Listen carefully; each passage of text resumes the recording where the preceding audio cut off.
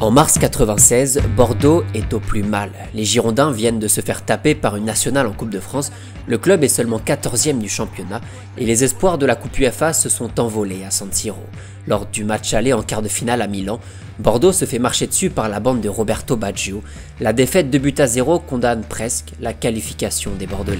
C'est sûr qu'on n'a pas le choix, de toute façon on a 2 buts de retard, donc ce qu'il faut faire pour bien commencer ce match, c'est justement les faire un peu douter et pouvoir marquer dans le premier quart d'heure pour espérer quelque chose, surtout ne pas prendre de but. À l'Escure pour le match retour, l'espoir est mince, ça fait 20 ans que les Rossoneri n'ont pas perdu par plus de 3 buts d'écart en Coupe d'Europe, surtout avec ce genre de 11 titulaires. Maldini, Vieira, Baresi, Baggio, De Sailly ou encore George Weah. Les Avengers du Milan font froid dans le dos et pourtant, c'est bien Bordeaux qui ouvre le score. Revigoré par son public et par un niveau de jeu qui surprend tout le monde, la bande du trio magique entretient le suspense et fait plus que douter les Rossoneri. À la 64e minute, Christophe Dugarry égalise après un coup franc tiré par Zizou, le stade explose et seulement quelques minutes plus tard, Zidane, encore lui, retrouve son attaquant préféré.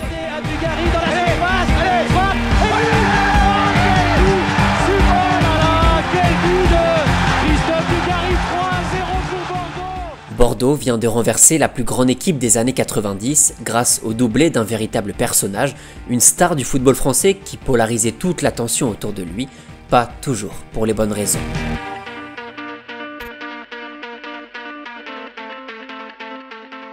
Aïe aïe aïe aïe aïe, Christophe Dugarry, on en a tellement parlé depuis sa fin de carrière, ça va faire du bien de rappeler que c'était aussi un footballeur. Je crois que c'est la première fois que ça arrive sur la chaîne, mais personne ne m'a jamais demandé cet épisode dans les commentaires, absolument personne ne voulait un compte de foot sur Dugarry, du coup, le voilà, il y a quand même pas mal de choses à dire, on est sur un sacré personnage, loin, très très loin d'être un mauvais footballeur. Apparemment meilleur à une époque qu'un certain Zinedine Zidane. Je pense qu'on avait à peu près, à son âge, le même niveau technique. Sauf que lui, il a bossé comme un malade et que moi, j'ai pas bossé. À un moment donné, je pense même qu'il était plus fort. Quand Zidane arrive à Bordeaux, je pense que Dugarry est plus fort. Voici les premières images de Christophe Dugarry en professionnel. Nous sommes au début de la saison 90-91 et autant vous dire que le jeune Duga à l'époque est déjà une petite célébrité. À Bordeaux, le jeune de 18 ans est le grand espoir du club. Il impressionne tout le monde depuis qu'il a débarqué chez les jeunes, un mélange assez surprenant de classe, de technique, de roublardise et d'arrogance. Auteur de son premier but en 90 lors d'un barrage de Coupe UEFA, Dugarry découvre enfin le haut niveau à grande échelle, mis de côté lors de la saison précédente suite au recrutement XXL de son président. Au milieu, et le voilà, le petit dernier, c'est Christophe Dugarry, fort brillant tout au long des matchs de préparation. Le seul problème, c'est que les Girondins sont rétrogradés en 2e division pour éviter le dépôt de bilan. Duga reste au club et participe à sa remontée dès la saison suivante. À partir de là, la carrière de l'attaquant va vraiment accélérer, déjà parce qu'il envoie quelques buts qui squattent le top 5 de Téléfoot, mais aussi parce que Dugarry n'est pas fait du même bois que les autres. On en reparlera juste après, mais Duga sur un terrain de football, c'est clairement le gars que tu peux pas rater, le gars qui polarise l'attention du spectateur et de l'adversaire parce que à tout moment, il peut créer quelque chose. Un talent précoce et reconnu qui lui permet à 22 ans de découvrir l'équipe de France. But it wasn't long before Eric Cantona came to the rescue with the match winner. France has always produced outstanding individuals. Is it any harder for them to create a successful national team? Si déjà en 93, Dugarry était impliqué dans une petite quinzaine de buts en championnat, la saison 94-95 va être celle de l'explosion pour l'attaquant des Girondins. Aux côtés de Lizarazu et de Zidane sur le côté gauche, dans ce qu'on appellera le triangle magique bordelais, Dugarry envoie 9 buts et 13 passes D en championnat, avec ce style de jeu toujours aussi spectaculaire. Mais surtout, au-delà des stats, parce qu'on le verra, c'est pas vraiment ce qui caractérise le joueur, Dugarry est un véritable électron libre qui a ce pouvoir de créer un nombre incalculable d'occasions. À l'époque, je savais faire autant de choses que Zizou. Après, on se rend compte qu'on voit nos différents parcours, qu'il y a autre chose que la qualité technique du jeu et du football. Et un jour, si on a la chance de refaire Zizou, je lui poserai la question pour que lui le dise lui-même. Lors de la Coupe UEFA 96, dans ce match par exemple contre le Slavia Prague, Dugarry met un bazar pas possible dans la défense, il fait des appels de partout, il harcèle constamment le défenseur. le nombre de ballons qu'il touche sur la première mi-temps, c'est juste énorme. Avec sa grande taille et sa qualité dans la conservation du ballon, l'ailier bordelais fait mal aux défenses adverses. Il installe ce petit danger permanent qui déstabilise les autres. Il y a aussi énormément de déchets dans son jeu, comme si des fois en fait Dugarry n'allait pas vraiment au bout des choses. Ça aussi, ce sera clairement le fil conducteur de son style de jeu.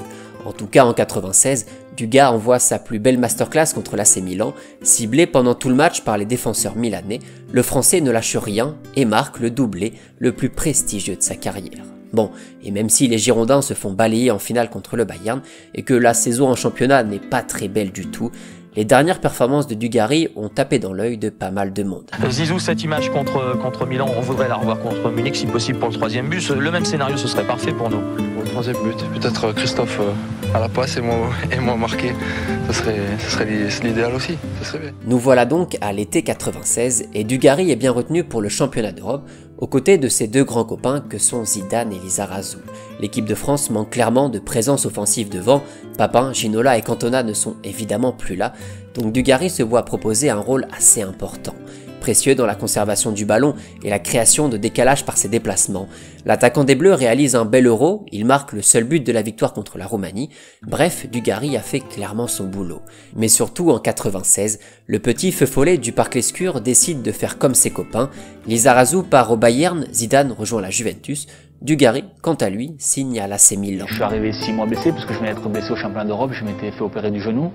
Donc j'ai eu pas mal de complications les 6 premiers mois. J'ai réussi à jouer les 6 derniers mois et bon, ça s'est pas trop mal passé, même si j'étais avec une rude concurrence. Même si sur le papier le transfert paraît assez excitant, Dugarry a 24 ans, ça fait déjà 5-6 ans qu'il joue vraiment à Bordeaux, comment refuser un transfert dans le club le plus prestigieux des années 90? Alors ça c'est sur le papier, en réalité Dugarry n'affole pas vraiment les défenses italiennes, son transfert pour près de 7 millions d'euros ne convainc pas les dirigeants rossoneri, l'aventure ne dure pas très longtemps.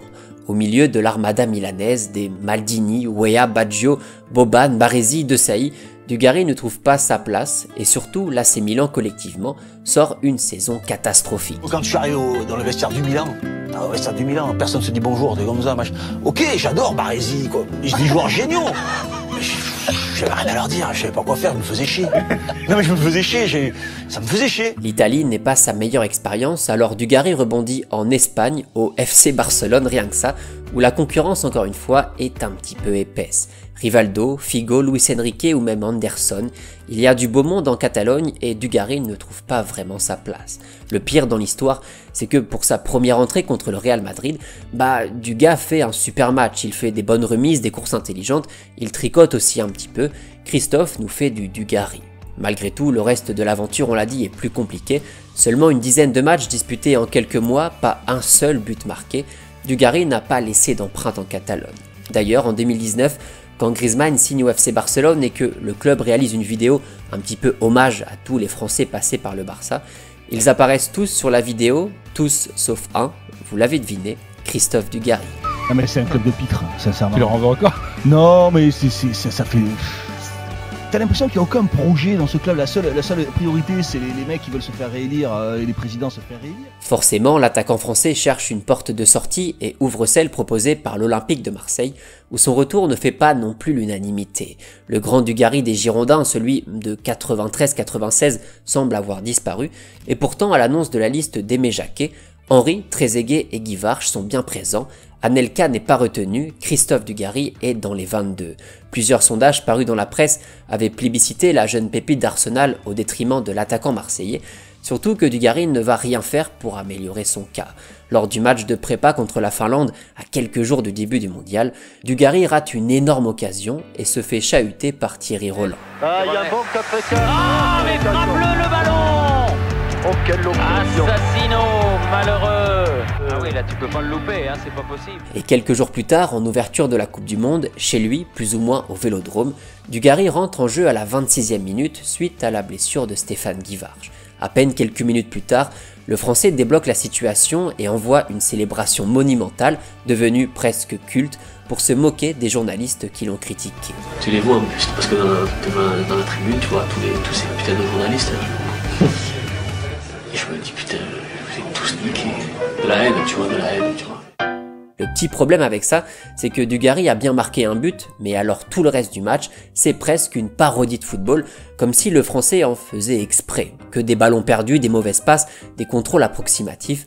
Le numéro 21 est bien sorti du banc pour y retourner presque toute la compétition. En finale contre le Brésil, alors qu'il y a Henry, Trezeguet ou même Pires sur le banc, Aimé Jacquet fait rentrer Dugarry après l'heure de jeu, le petit contrôle à la Zizou, mais aussi le gros raté à la Dugashi.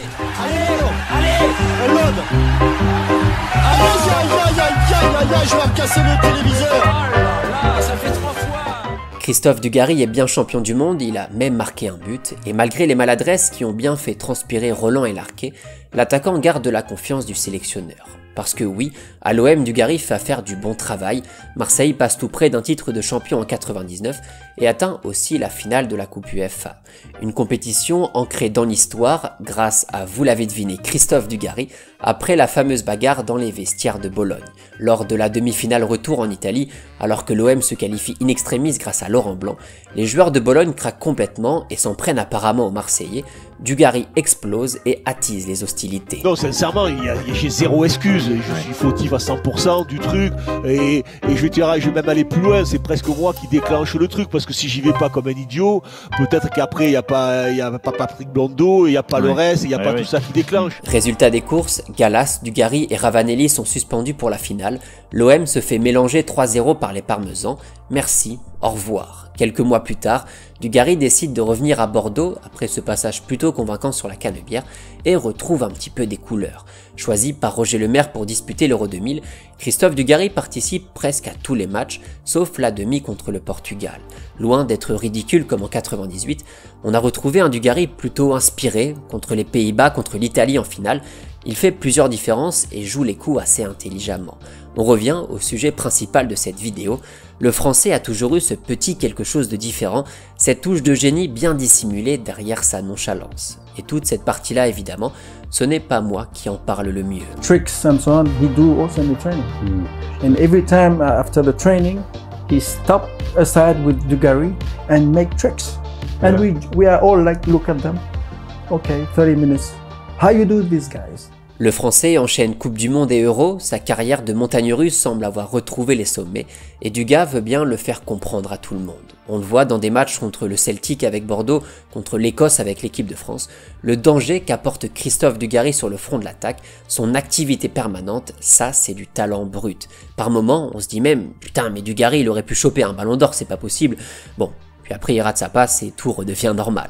Le nombre de ballons qu'il appelle, les remises en pivot pas toujours évidentes, l'orientation du jeu, tout ça c'est du vrai travail de l'ombre. Dugas ne se cachait jamais. Alors évidemment je viens de l'illustrer, il y a aussi beaucoup de déchets.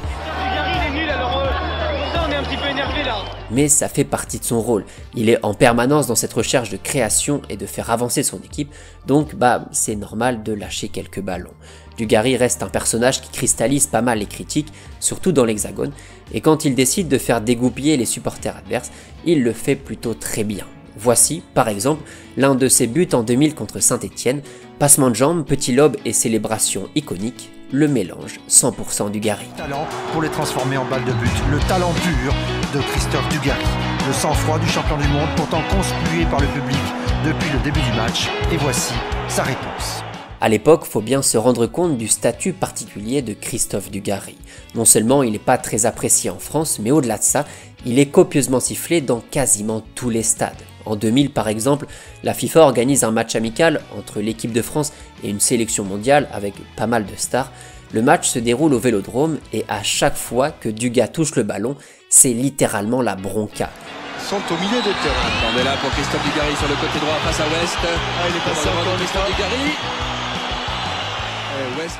Sifflé partout, critiqué par la presse pour ce côté rebelle et provocateur, l'attaquant des Girondins n'a jamais été prophète en son pays. Après quelques années à Bordeaux, Dugarry baisse un petit peu en niveau de jeu et voit surtout un autre attaquant lui voler la vedette. Pedro Miguel Paoletta enchaîne les buts avec Bordeaux, Dugarry lui exaspère les supporters bordelais qui ne le reconnaissent plus, le Français cherche vraiment à quitter l'Hexagone.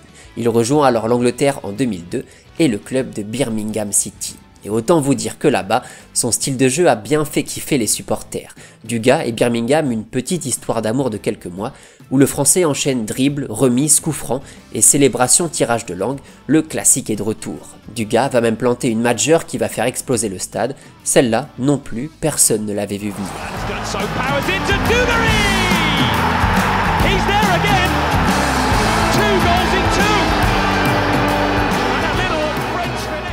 Voilà pour la carrière surprenante de Christophe Dugarry. Par où commencer, par où finir? J'avoue que moi-même je sais pas trop, le personnage est tellement installé dans le paysage footballistique français qu'il y avait plein de choses à dire. En fait, si je fais cette vidéo, c'est aussi pour rappeler qu'au-delà du chroniqueur sportif qu'on a connu plus tard, il y avait aussi un autre Dugarry, le footballeur, qui était loin d'être ridicule. Évidemment, ce qui ressort souvent, c'est la partie statistique. Oui, Dugas n'a pas les stats de Cristiano, c'est clair, et a souffert pendant toute sa carrière d'un vrai manque d'efficacité.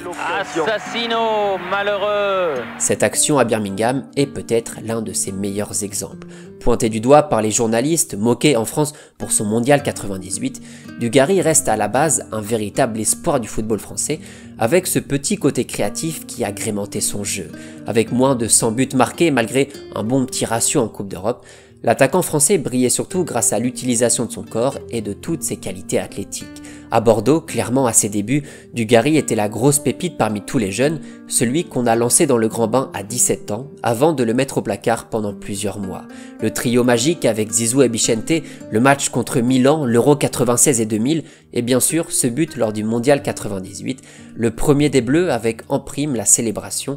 Il y a plusieurs moments assez marquants dans sa carrière. C'est peut-être anecdotique, mais quand l'OM se fait foudroyer par Montpellier en 99, 4-0 à domicile à la mi-temps, Dugarry est remplaçant et fait son entrée au retour des vestiaires. Directement, l'OM change de visage, toute son activité va changer l'attitude offensive des Marseillais. Résultat, Dugas plante un doublé, il offre une passe décisive, l'OM gagne le match 5-4, une soirée de folie au Vélodrome. Alors oui, Dugarry a toujours eu la critique assez facile, il le faisait déjà quand il était sur le terrain, et depuis on l'a vu taper sur un petit peu tout le monde. Faut qu'il arrête de s'écouter parler, c'est pas une tête qu'il a, c'est une montgolfière. J'ai lu un article extraordinaire de Ronaldo, qu'il aurait dû lire d'ailleurs Mbappé, il a peut-être pas lu, c'est dommage. Moi j'ai jamais vu aucun joueur, lorsqu'il va négocier son contrat, mettre un pistolet sur la tempe d'un président. Moi, Patrice Evra, courageux, capitaine, Napoléon. Tu vis l'éclosion de Lucas, champion d'Europe en titre. Toi, à son âge, t'étais tout bidon. Cette image-là sera plutôt compliquée à effacer, qui nous ferait presque oublier l'essentiel.